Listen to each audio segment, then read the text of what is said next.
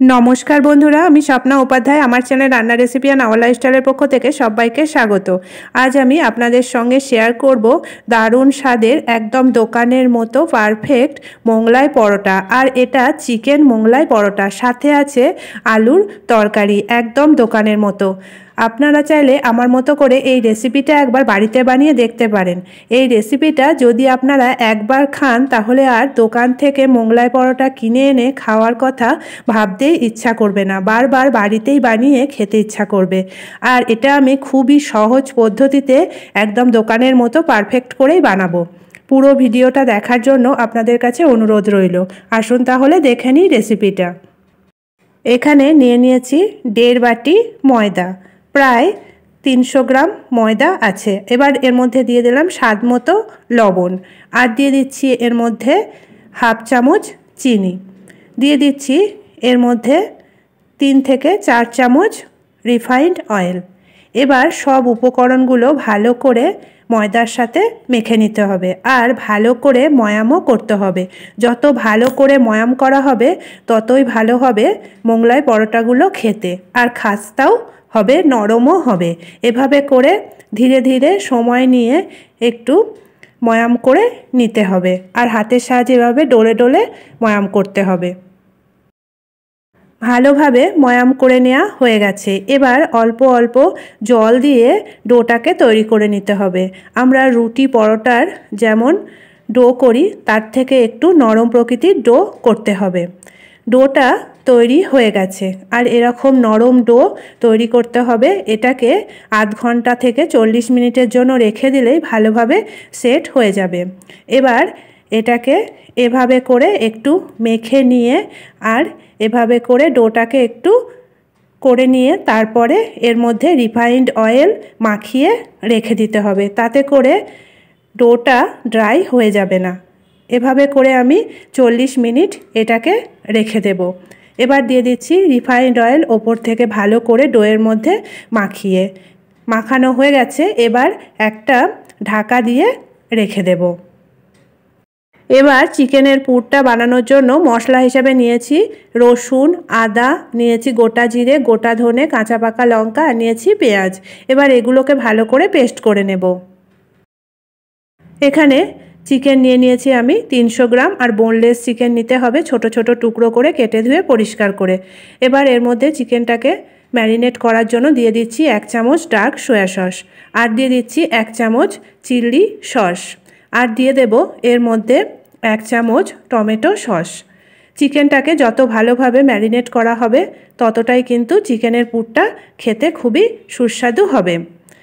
এবার এর মধ্যে দিয়ে দিলাম স্বাদ মতো লবণ, দিয়ে দিচ্ছি এর মধ্যে 1.5 চামচ মতো হলুদ গুঁড়ো, তাতে করে কালারটাও ভালো হবে আর খেতেও খুবই সুস্বাদু লাগবে। আর দিয়ে দিচ্ছি এর মধ্যে কাসৌরি মেথি পাতা অল্প করে, দিয়ে দিচ্ছি এর মধ্যে গরম মশলার গুঁড়ো 1 চামচ, আর দিয়ে দিচ্ছি পেস্ট করে রাখা মশলাটা।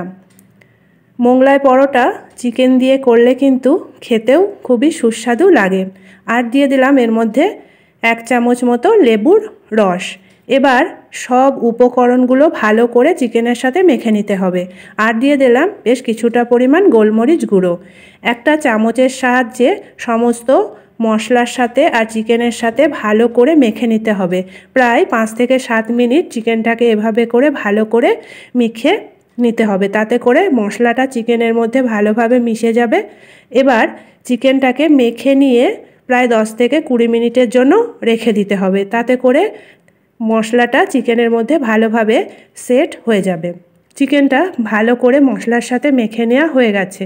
এবার এর মধ্যে দিয়ে দিচ্ছি 2 থেকে 3 চামচ সর্ষের তেল, তাতে করে চিকেনটা ড্রাই হয়ে যাবে না।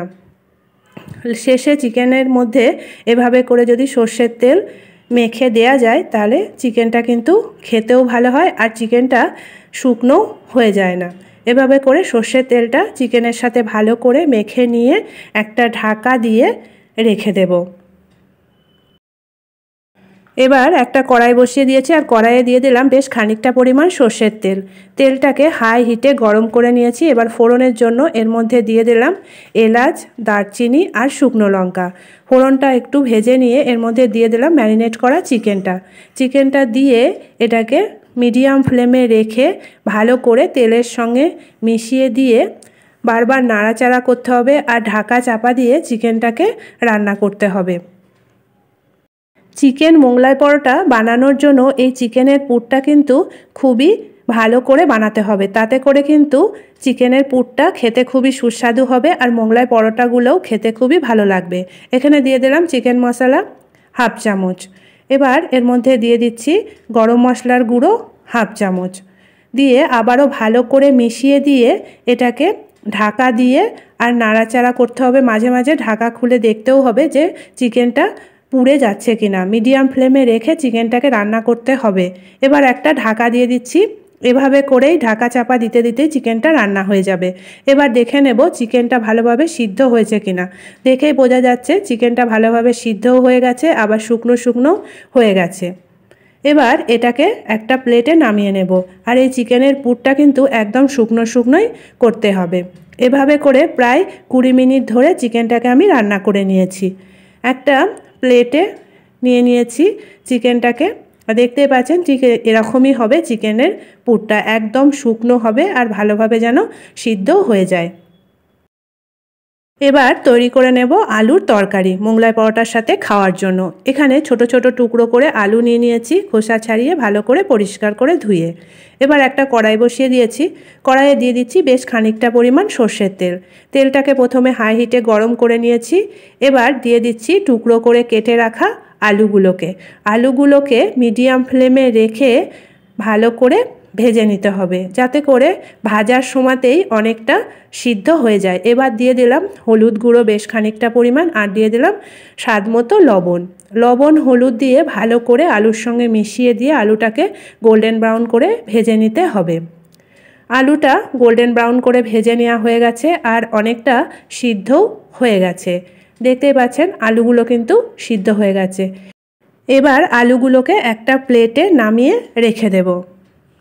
আলুর তরকারি বানানোর জন্য এখানে নিয়ে নিয়েছি বেশ খানিকটা পরিমাণ পেঁয়াজ, রসুন, গোটা জিরে নিয়েছি, গোটা ধনে নিয়েছি, আদা কুচি করে আর নিয়েছি অনেকটা কাঁচা পাকা লঙ্কা। এবার এগুলোকে মিহি পেস্ট করে নেব। কড়াই গরমই আছে, কড়াইয়ের মধ্যে দিয়ে দিচ্ছি আবারও বেশ খানিকটা পরিমাণ সর্ষের তেল।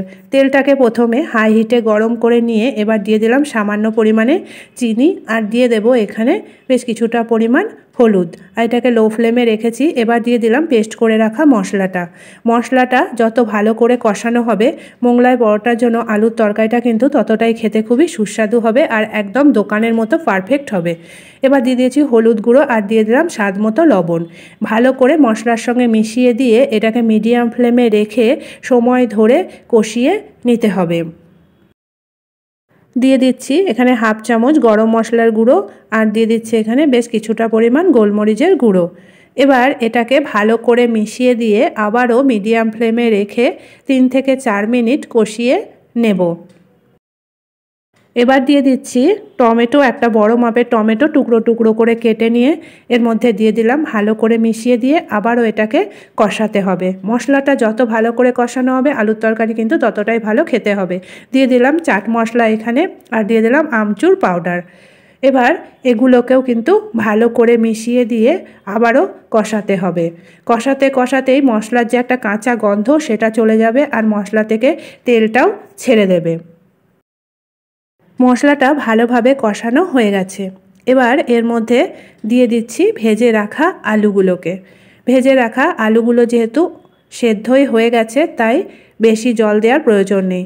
অল্প একটু জল দিয়ে দিলাম, দিয়ে আলুর সঙ্গে মশলাটা ভালো করে মিশিয়ে দিয়ে একদম লো ফ্লেমে রেখে এটাকে শুকনো শুকনো করে রান্না করে নিতে হবে।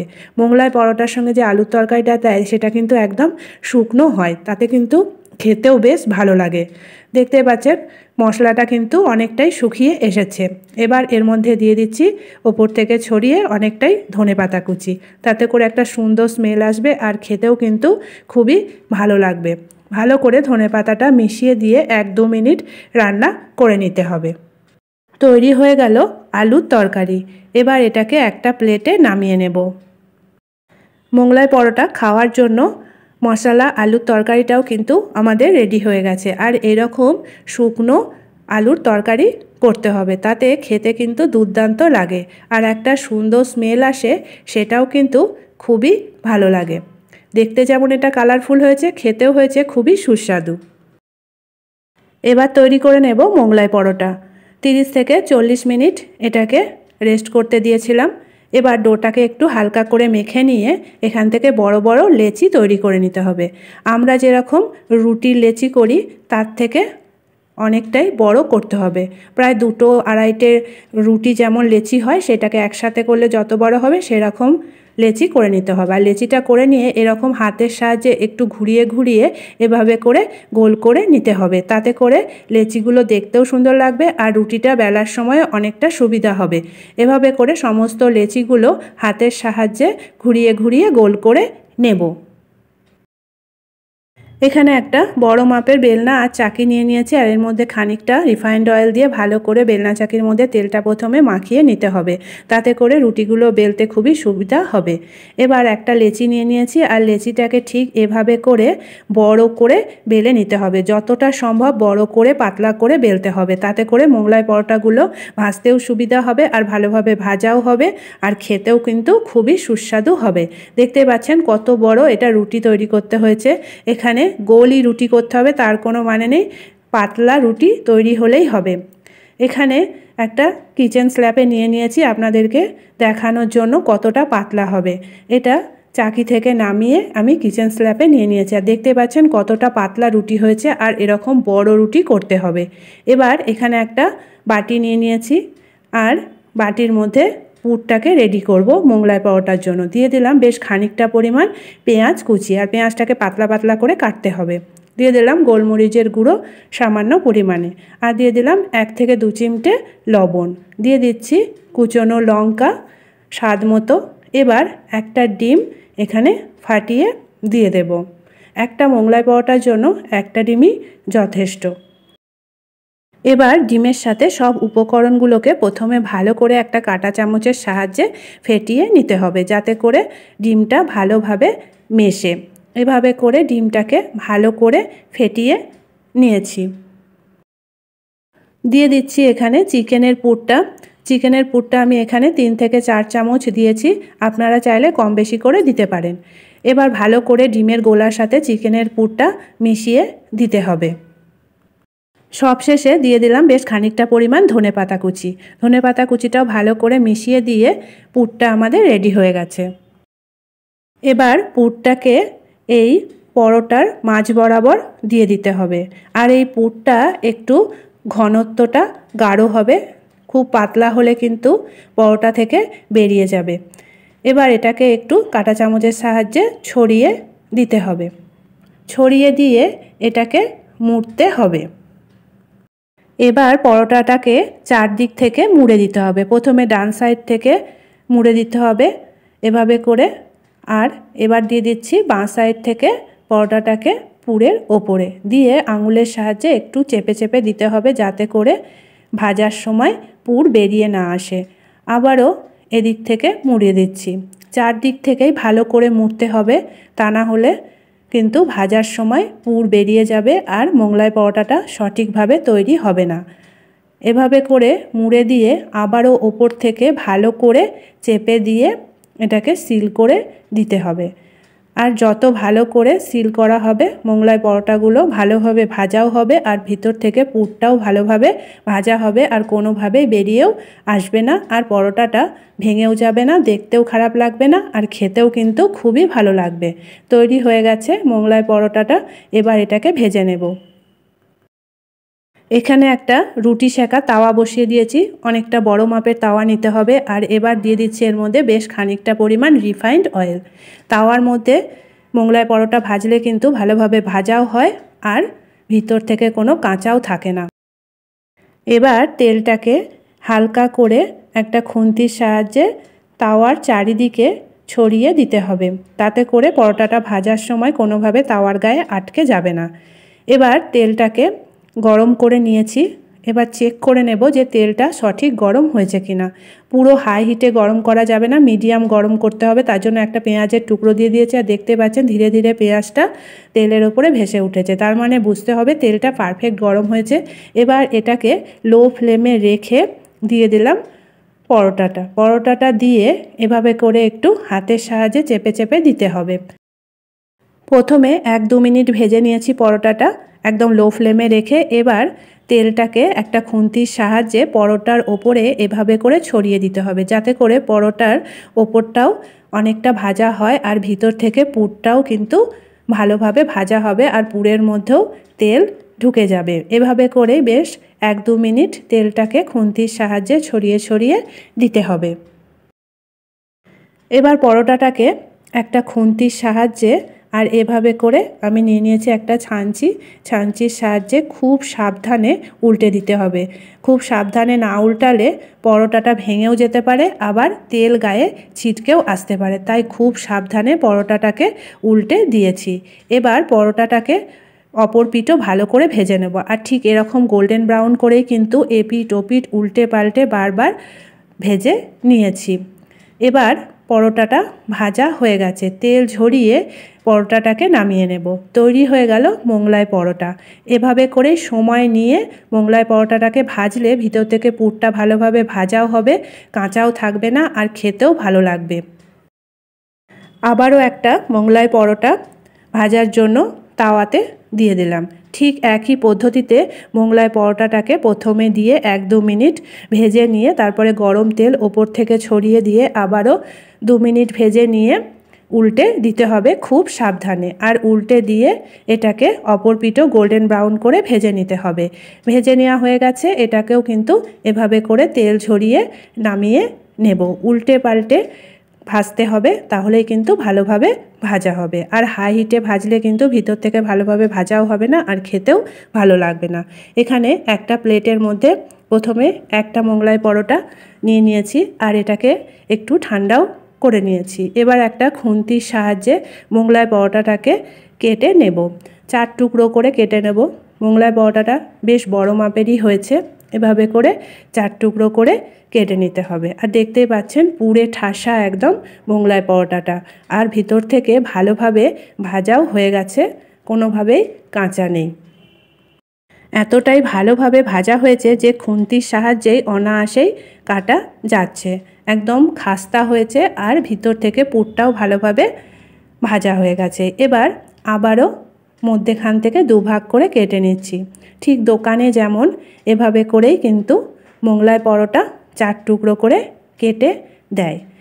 এভাবেই সমস্ত মোগলাই পরোটাগুলো কেটে নিয়ে সুন্দর করে প্লেটে সাজিয়ে নেব। আর দেখতেই পাচ্ছেন চারিদিকেই কিন্তু পরোটার মধ্যে পুরটা রয়েছে। এভাবে করে যদি আপনারা বানান, বাড়িতে একবার খাবেন, তাহলে আর দোকানের পরোটা খেতেও ইচ্ছা করবে না আর যেতেও ইচ্ছা করবে না, বারবার বাড়িতেই বানিয়ে খেতে ইচ্ছা করবে।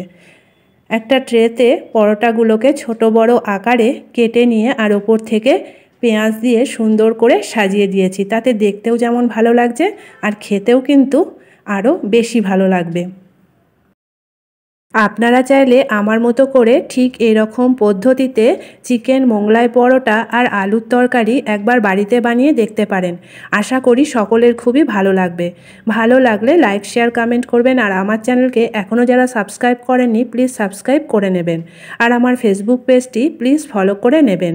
এখানে একটা প্লেটে সুন্দর করে মোগলাই পরোটা কেটে সাজিয়ে নিয়েছি আর দিয়ে দিচ্ছি শুকনো আলুর দম, সাথে দিয়ে দেব টমেটো সস আর স্যালাড।